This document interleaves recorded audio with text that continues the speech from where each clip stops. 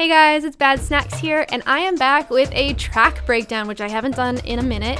This is for the song Say It Like You Mean It, which is a single that I just recently released, and if you guys haven't heard the song or seen the music video, please go check that out before watching this video, that's for sure. I would love for everybody to see that. Today's video is going to be talking about the production of the song in Ableton 12 using Ableton 12 devices and just my production workflow in general. And I'll also be putting an extended version of this video on my Patreon along with some exclusive goodies from the session in a August goodie bag. So if you're not part of the Patreon, maybe you want to consider joining.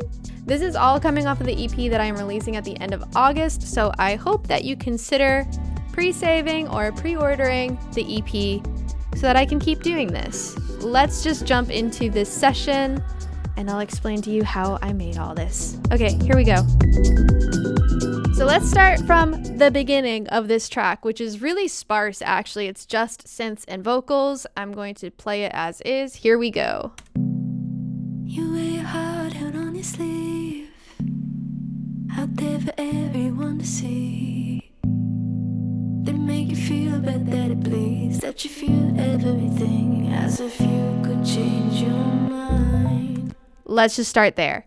So I actually started this with just a simple operator patch, which is a instrument that comes with Ableton 12, and it's just sine waves. And I actually quite liked this texture.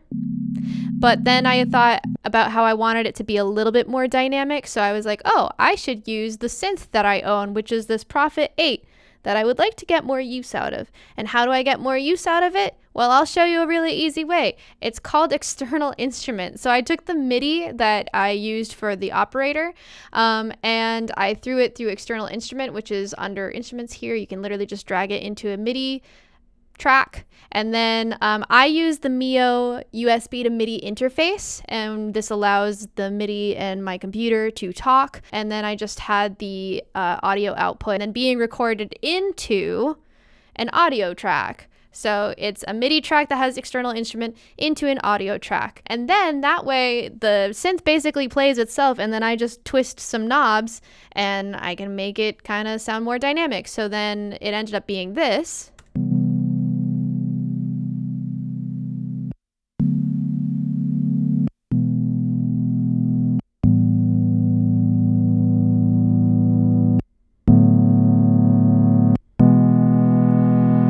And that way I'm able to kind of really work with the cadence of the flow, the phrasing, all of that good stuff. So then I want to go into the other characteristic synth of the track, which is this synth that I called the Pretty Patch. And it starts off with the chord tool, the chord MIDI tool, and I just created these kind of intervals to make it sound wider. And then it's actually the Juno 6 from Arteria V collection. And how I did this is I just started with this preset called Stellar Evolution, and then I mapped some macros. I actually mapped the same macro to the cutoff and for the envelope release so that it gets louder and brighter and longer at the same time, which becomes very, very helpful in the pre-chorus. And then I threw like a little bit of sidechain and another CLA 2A compressor on there, and then there's some automated filter moments. So if I play this without the chord effect, and then with it, and you can see this macro working.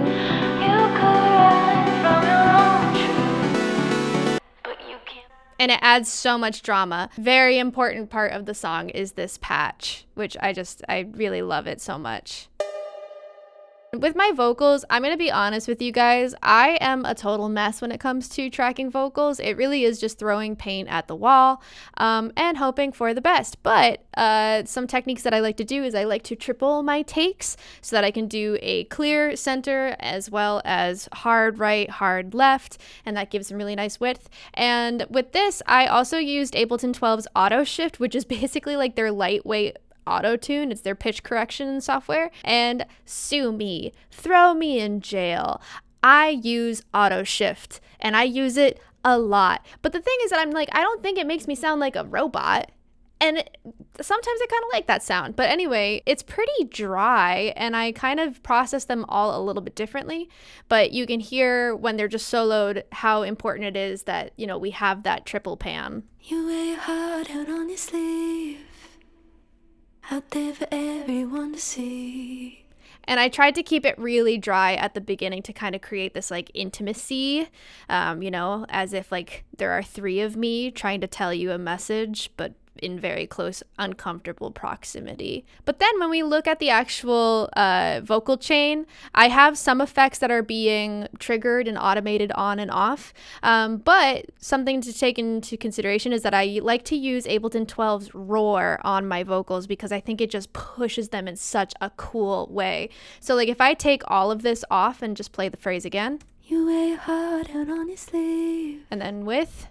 Out there for everyone to see. And then in terms of like creative effects, I really liked being able to use isotope vinyl to create this kind of closed sounding pre-chorus. And then you'll see it opens up and does something cool. So if I start like halfway through. You could run from your own truth, but you can't fake it if you try. And that is like, to me, the perfect lead-in into the first chorus. But you can't fake it if you try.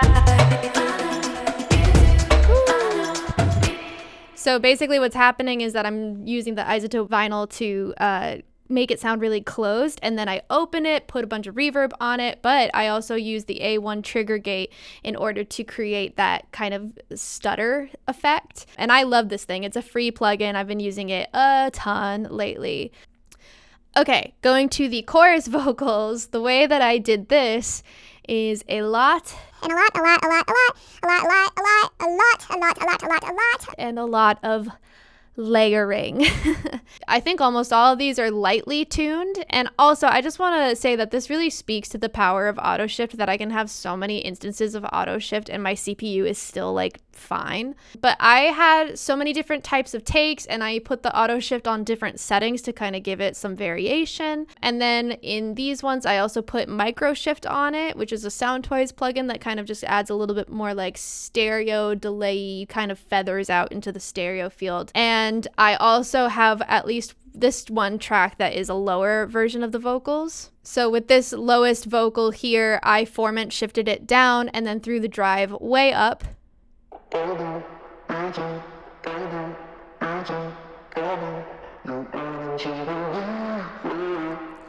And then all in context.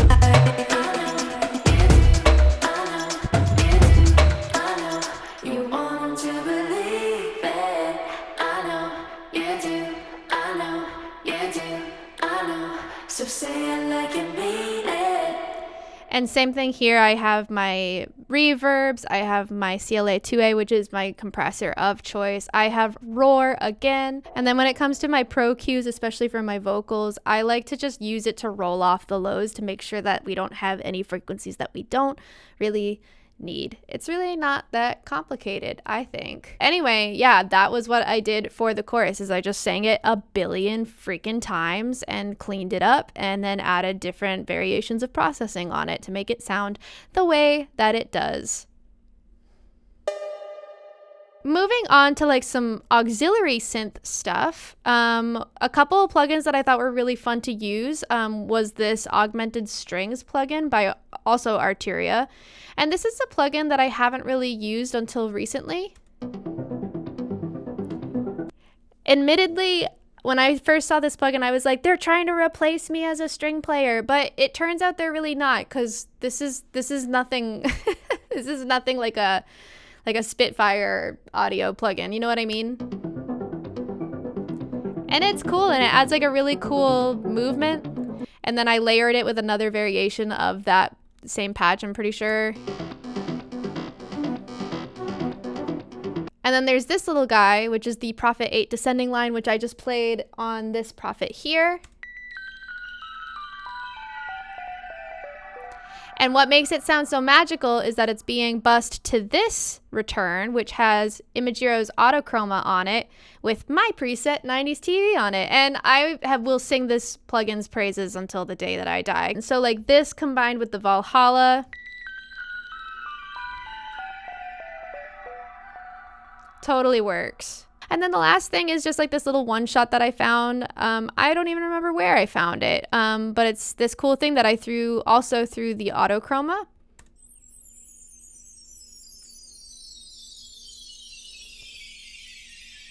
And it just makes the biggest difference in terms of the impact of this section. Like you hear it in that downbeat.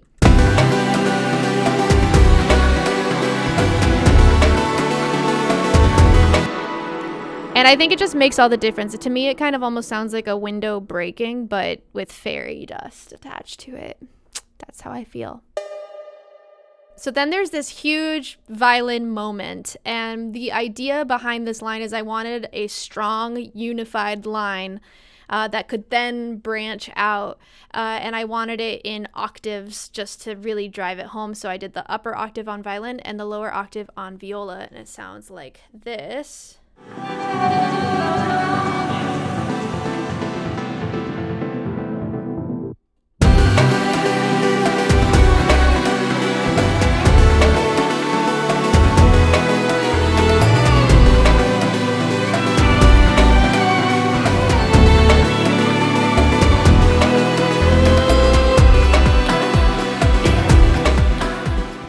So it's like the most dramatic part of the song, and I just tracked that over and over and over again.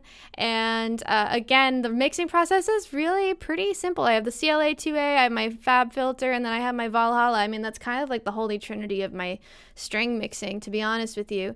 And then for those of you who are wondering how I recorded it, literally what I just did is like how I did it. I'm using the Lewitt LCT 640 TS. This is a mic that I have been using literally for years. I've been talking about it on this channel for years. It's totally a workhorse mic, and it's also what I use to record my vocals. Oh, I forgot about these. My little taglines. Say it like you mean it. That was fun. I really enjoyed screaming that in my apartment. And this is just dry vocals with a lot of roar and a tiny bit of Valhalla. And really, it was just, I thought I was going to have to do a lot more than 2, but 2 was more than enough. That little shouty bit. If you guys ever see me live, please shout that part. That would make me so happy. I would love that, actually. It's very cathartic. Highly encouraged. Now is the part that you have been asking me about, which is the drums. And I separated this into 2 categories because there's like the OG drums, and then there's like the new drums with that really like big impactful chorus. So the original feel was actually supposed to be very like kind of down-tempo house. And all I did was I did a little 4 on the floor kick with a reverse kick. And with this is where it gets really interesting. I love using this thing called Juicy Loops, which was made by somebody to basically emulate the FL sequencer, which is something that I've always really liked about FL, to be honest with you, because I love being able to randomize sequences. I think it's a really cool way to develop percussion. And so I made this little drum kit that had all these like small percussive bits. And, you know, I kind of just let it do its thing.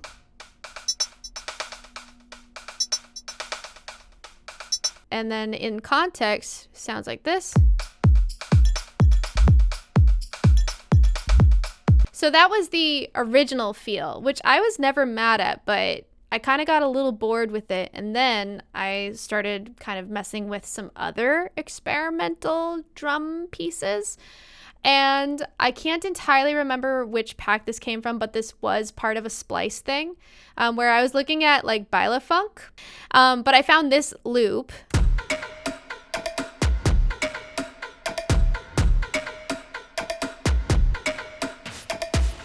And it was cool. It was really cool. Mind you, when all of this happened, I had had maybe a couple glasses of wine, and I was just really just experimenting, and I was like, I don't care if I'm using splice loops. And so I kind of let this sit, and then when I came back to it the next day, I was like, wait a second, there's something here, because if I unsolo the bass and play the bass with it,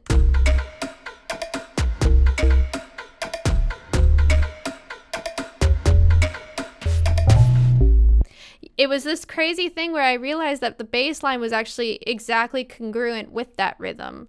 So I was like, okay, cool. Maybe we should use that. But I didn't like all the percussion happening in the middle, and also like it didn't feel like me.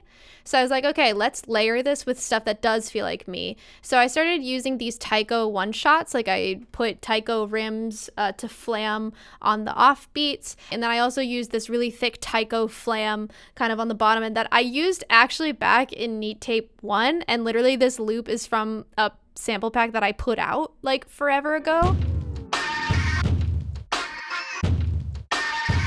And I just chopped this up and I took out all of the in-between bits and I just kept the strong hits that I liked. And so I reinforced them with Taiko, but then I took this kind of tuned cowbell sound and literally went in and repitched it and then threw reverb on it. So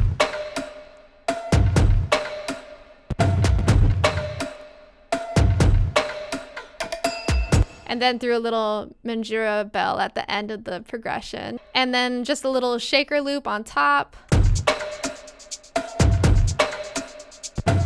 So then that layered with all of the OG drums that were also part of all of this.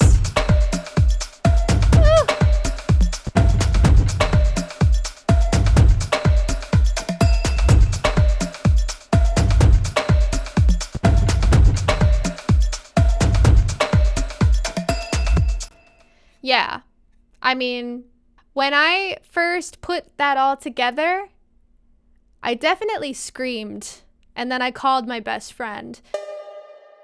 So then the last part of this track is the bass, which a lot of people have also been commenting on. And fortunately for you guys, you can make this bass in Ableton. In fact, I will probably export this as an instrument rack and then you guys can just have it, because it's operator with a coarse tune of 6 and then the level of -30 to 34, just so that you can get a little bit of that metallic-y overtone.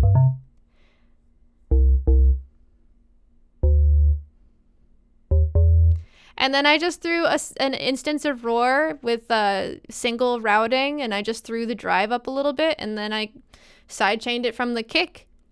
And Bob's your uncle. All together.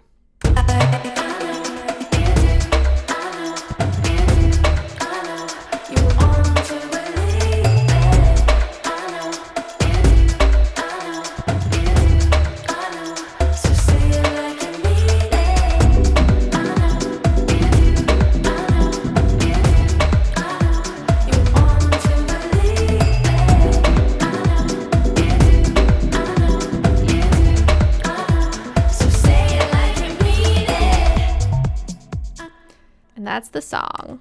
Thank you so much for watching. I hope that this was somewhat informative or entertaining for you guys, and I really, really hope that you listen to the song. I really hope that you watch the music video because I am profoundly proud of that piece, and hopefully I'll see y'all then.